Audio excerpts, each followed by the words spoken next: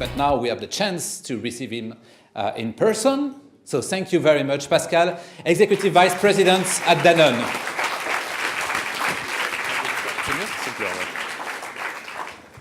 Good afternoon, everyone. How are you doing? The week has been long, exciting. Yes? Actually, I want to start by saying that I've been very impressed. During lunchtime, we went through 12 short videos, and we had to do the selection of the 4 best that we are going to see in a few minutes. And I was really impressed by the work you've done, guys. Huh? So that's really impressive.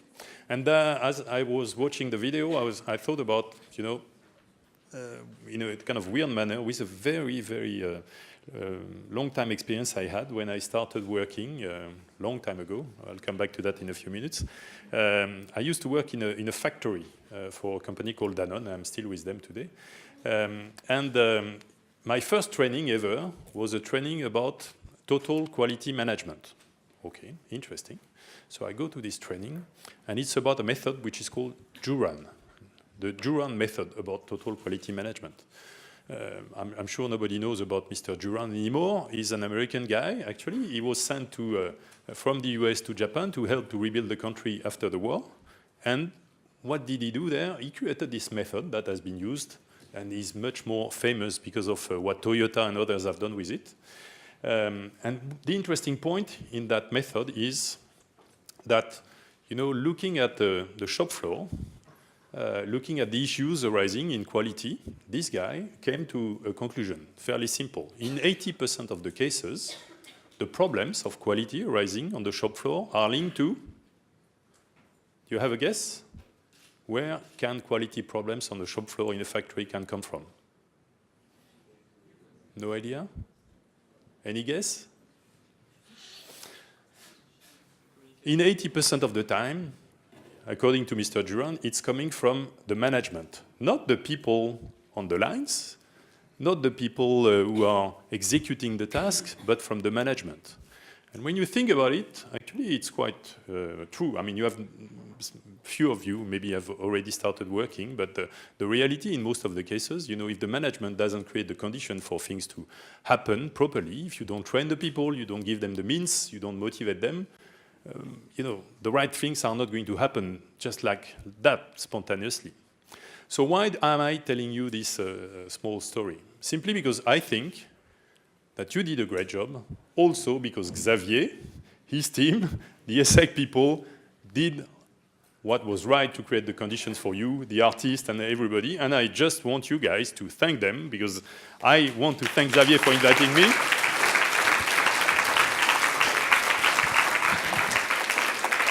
I'm not sure he's expecting that, but actually, I really mean it. I think this is a very interesting week that you are going through. By the way, the little story is also interesting from my personal life. Whenever I'm faced with a problem, I've been practicing that for the last 32 years. I look at what could I have done to avoid to be in this kind of messy situation or to be facing the trap. First and foremost, it's my responsibility. That has been my way to learn, to improve myself permanently, and in many ways to come quickly and much quicker to the solution instead of blaming others. So let's, a bit like what we heard before, I don't have a presentation, but I'm going to tell you a little bit about my personal story. Let's go back very, very far away, back in 81, 83. I was a student at ESSEC. I graduated in 83. I'm French. I was okay, doing quite well, at school, good in math, good in physics. So, easy, simple, go to prépa. For the French, they will understand that. Maths Sup, Maths P, engineering school. Fairly interesting. Very left brain, if I remember well. It's all about science. It's all about very systematic. It's a little bit about baby-foot also during the breaks. So things are going well. And at the same time, there is a bit of a frustration somewhere. I don't know exactly what it is, but there is frustration. That's probably why I applied for ESSEC. And luckily enough, apparently I did a good job. I was accepted. So I went through the admission process. And here I am. Sergi, back, I think, in September 1981. And for me, in my life, there has been a before ESSEC and a after Sergi. Because there was a during Sergi, actually. What is it about? You know, you have to imagine the kind of surprise you have. Maybe some of you have experienced that when you are a kind of engineer, having gone through an engineering school, and you go to ESSEC. So first, you show up and you see, wow, you know, diversity in the student world. You know, in my promotion in Les Mines de Nancy, there was one girl. One. Okay, 100 boys and one girl. At ESSEC, at least, you know, there was almost 50-50. So, okay, a big change for me already. But it was not only that. You know, you had people wearing suits and ties. Wow, I tell you, I've never seen that before. So I don't see that much here. But I mean, back 30 years ago, there were people, you know, suits and ties at ESSEC. Slippers too, okay, fine. And diversity in students then. Diversity in courses. You know, I've seen somewhere that in the program you kind of build your own course. You know, in my engineering school, that was not happening. So you could choose your courses out of a catalog which was incredibly long as a catalog, and you even had to go through bidding process. I don't know if you still do that, but you know, you have your points, and in order to go to, in my time, the course of Hervé Lelouch about système d'information et de décision was the most expensive you could imagine. You had to bid 150% of your points just to get the right to be in the queue. So, you know, that was the second dimension. The third dimension is so many associations. And after that, so many activities, you know, activities all along the year, days and nights.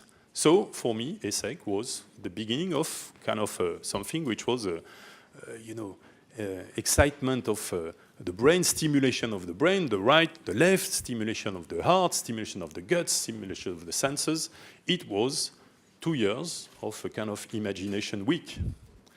To the point that, as a good scientist, I almost lost the plot. You know, 1 + 1 = at ESSEC, maybe in some cases it can be 3, it could be 1, depending where you come from. Okay, but still, you know, I mean, at least during my time, again, if you wanted to pass your exams and graduate, you had to conclude that 1 + 1 = 2.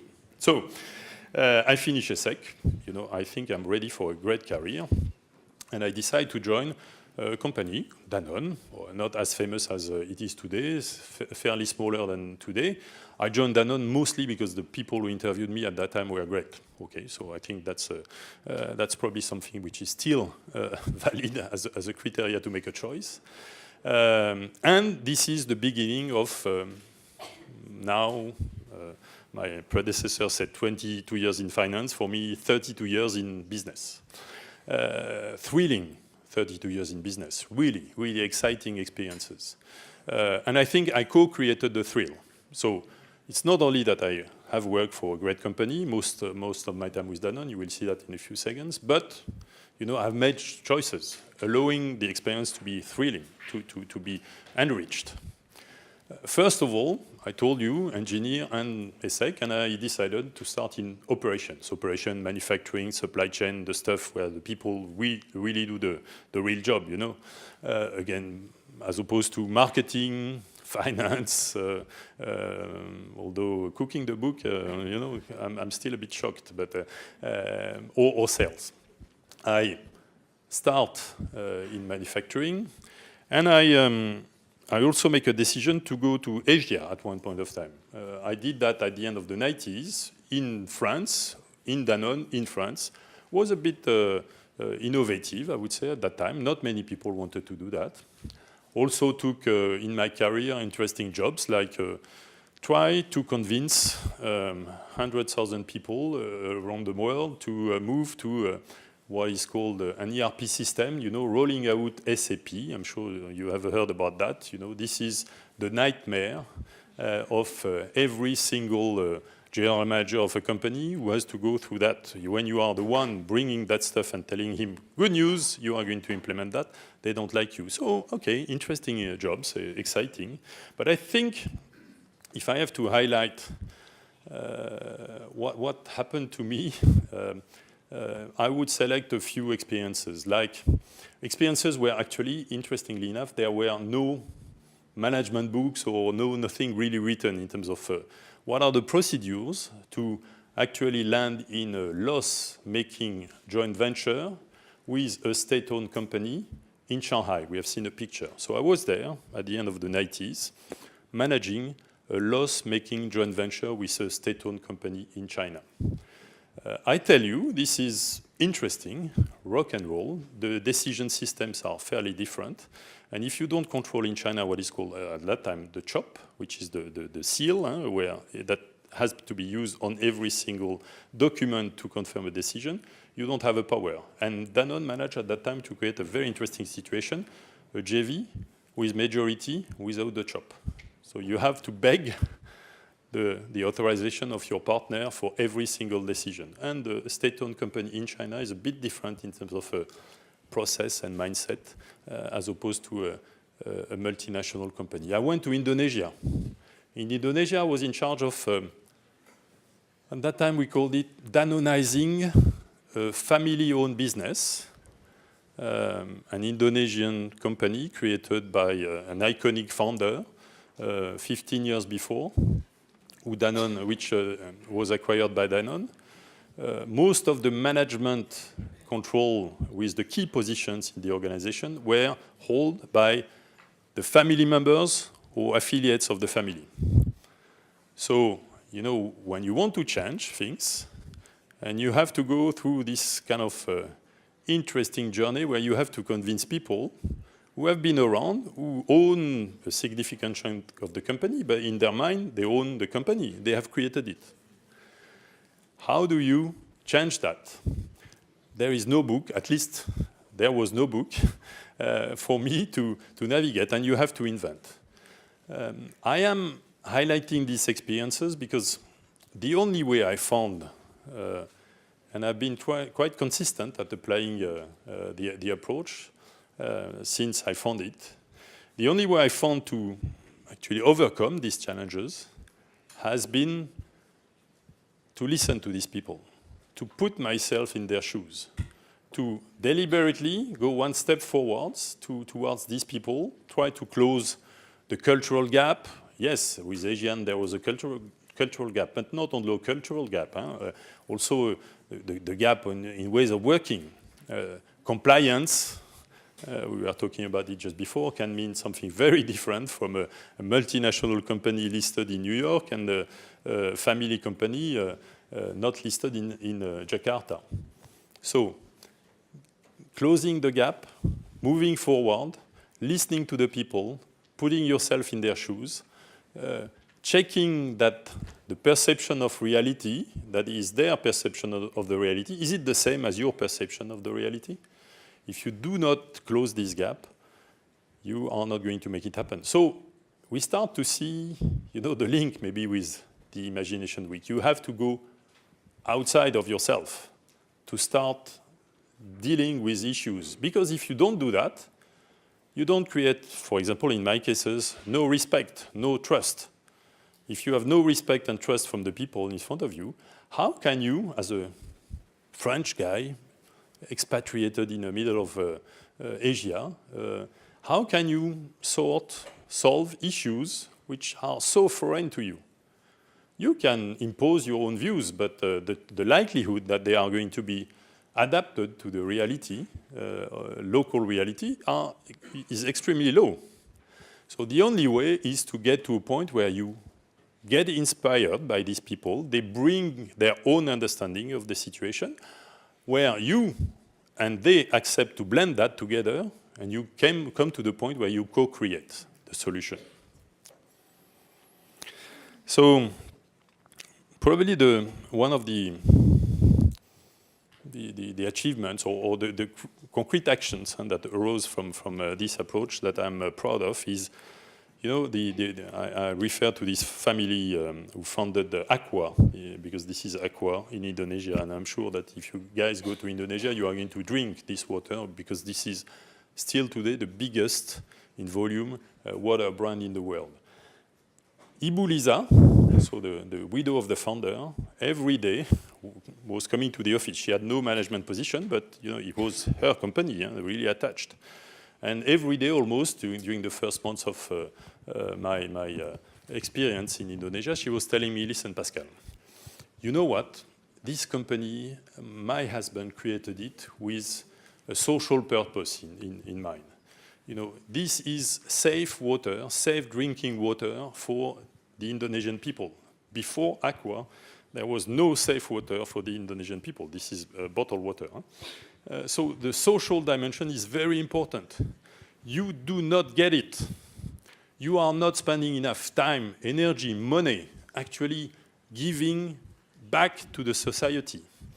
And I was, you know, yes, I mean, there was this little noise here, but you know, I was Danonizing the company. I was bringing the processes, the standards, avoiding trying to prevent my CEO at the end of the year, because he would have made a declaration that everything is no book cooking, no lack of compliance. He would not go to jail.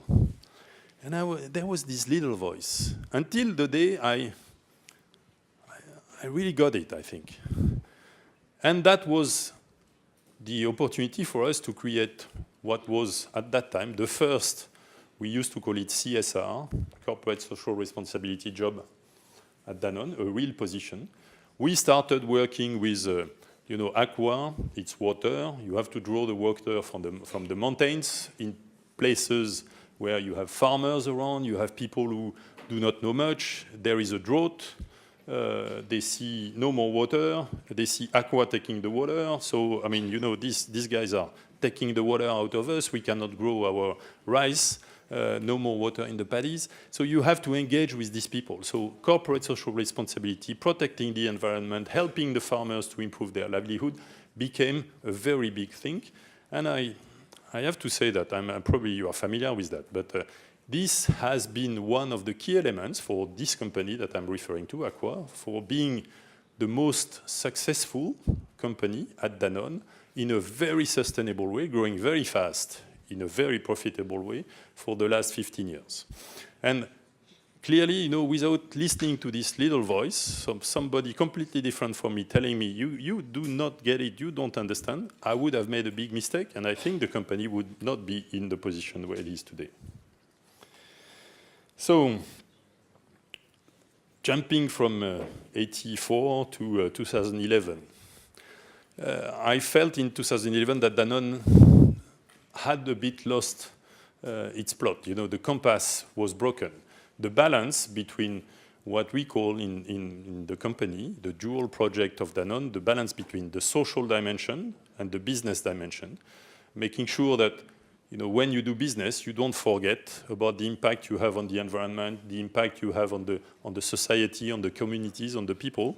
And that's quite popular these days. But when Danone started it back in 1972, Antoine Ribou made a very famous speech. He was the founder of Danone. He made a speech in Marseille talking about that. That was very breakthrough. And I lived and I grew up with that until 2011, when I felt like we had too much business. We don't put enough effort on the social dimension. We're becoming just like this big American multinational. So, I'm pushing a little bit just to tell my story. But I decided to leave Danone. So 27 years together with Danone, that was long. So leaving such a company with the thrilling experience that I mentioned, it's a big decision. So you think about it, you reflect about it, you prepare your next step. And my next step was joining a company that actually produces the water which is on the table here. It's I joined FNN, Fraser and Neave, a Singaporean company, quite an icon in Singapore, listed on the stock exchange, a board with a very big ambition to develop the company further. And they came to me and they told me the story and they felt that I was the right guy. By the way, one of the reasons why in a 100% Asian Singaporean company, they chose a foreigner to become the CEO of the organization had a lot to do with the experiences that I described. This ability to kind of bridge, to listen, to really go and try to gain the respect and the trust from people who are very different. So that was one of the reasons they hired me. So everything starts well. I put forward a strat plan. The board supports the strat plan. Great. And patatras, as we say in French, things start to go wrong. We are facing a kind of unexpected adverse takeover bid from a Thai company. It's for those who live in Singapore during the past 5 years, probably you have heard about this story. So it has been one of the most famous and tough battles from a financial point of view, companies trying to take control of FNN, you know, bid, counter bid, night, how do you say that? White night, sorry. So story short, at the end, we are acquired by the Thai company, the Thai tycoon, Kun Sharon. Comes to the office. He doesn't speak English, so he looks at people around. I'm the only foreigner. Looks at me, and very quickly we realize that's not going to work. You know, there is no space for a foreigner like me in such an organization. So family business, very rich and everything, great company, but not for me. So I'm a bit down, as you can imagine. And during all the process, I'm a bit down. But I want to highlight one of the interesting, kind of ray of sunshine during that period. I am on holiday in France. I'm in the Pays Basque, in the Basque country. I'm at the airport in Biarritz, and I bumped into a guy called Franck Ribou. At that time, he was the CEO of Danone. So, you know, I left the company a few months before. I bumped into the CEO. Oh, we have a chit-chat. How is it doing? And everything. I tell him my story.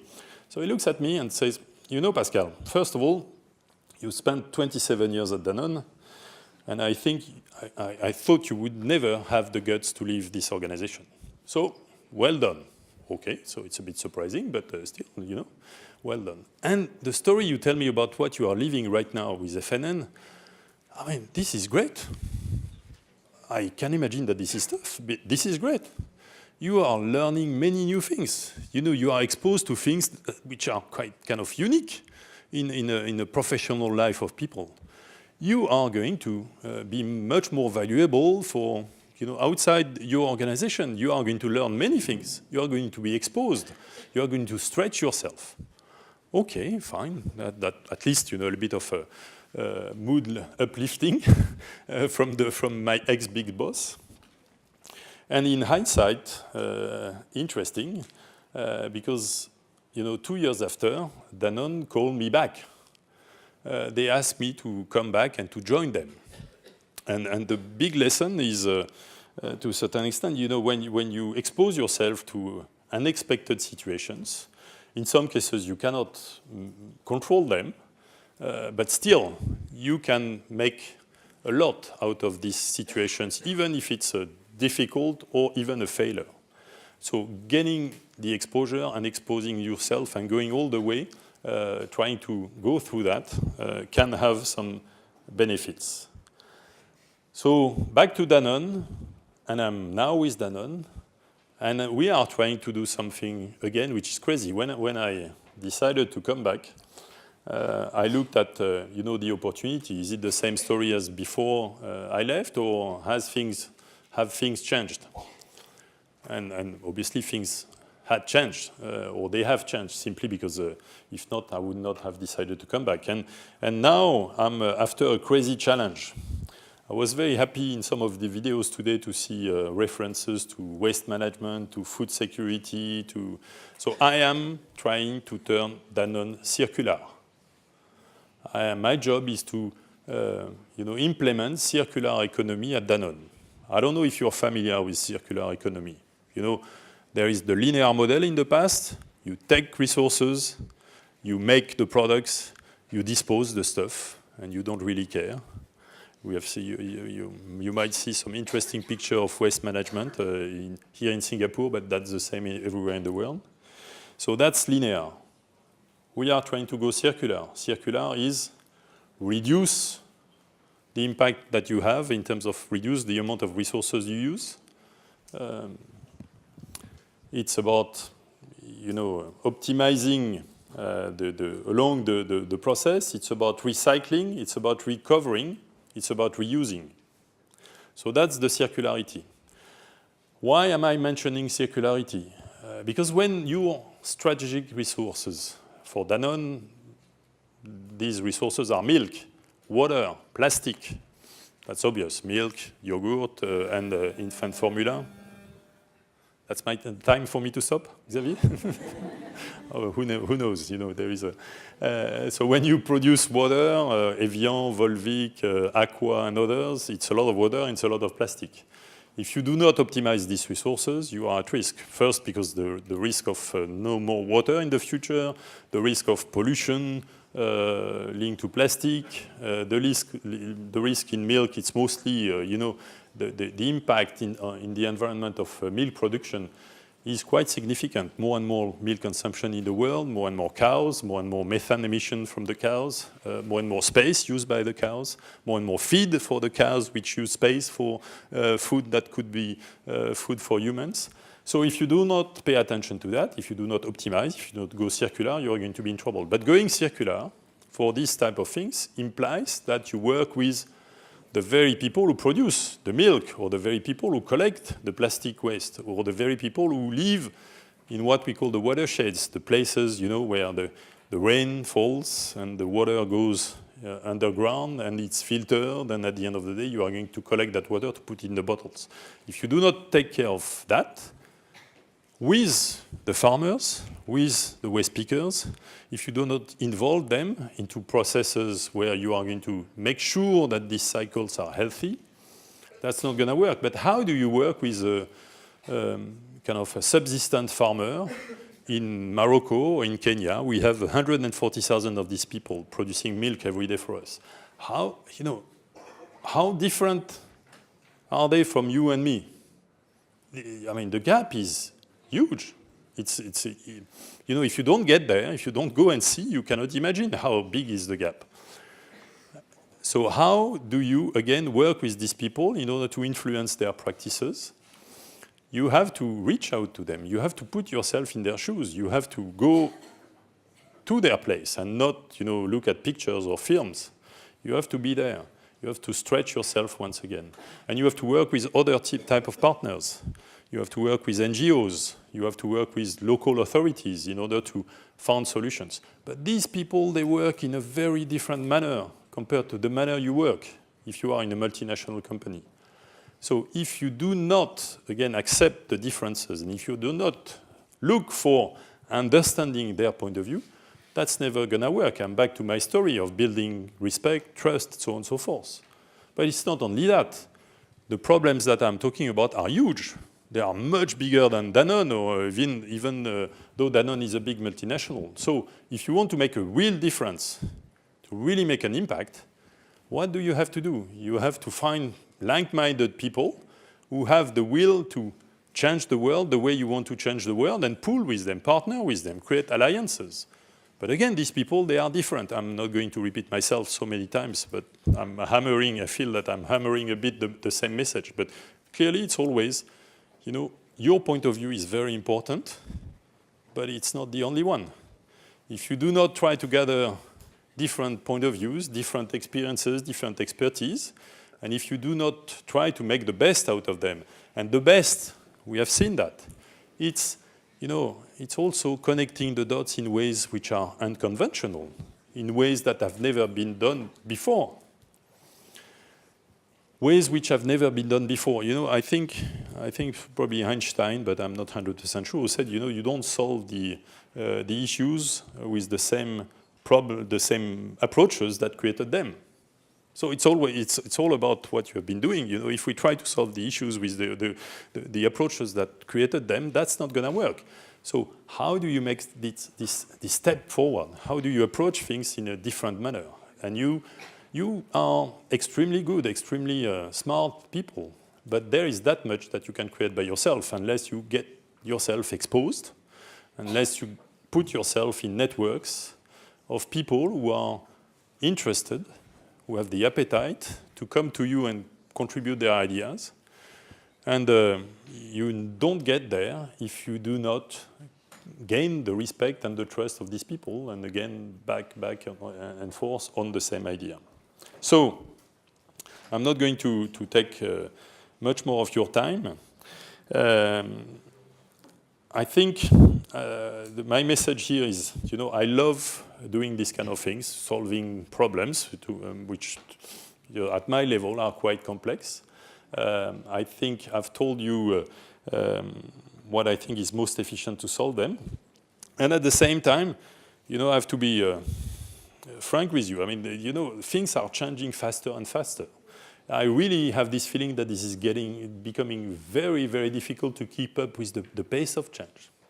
So, a little bit as a joke, but also a little bit with some serious thinking, I'm actually very glad that you are here, because I think it's getting ripe. You know, it's the time for you to take over these kind of responsibilities, and to take over the kind of responsibilities of changing the world and solving issues in companies like my company. I think you need to be prepared to do that. And I think, back to the Imagination Week, and as a conclusion, I think definitely Imagination Week is really creating a great platform for you to be prepared to take over the kind of responsibilities I was talking about. Thank you.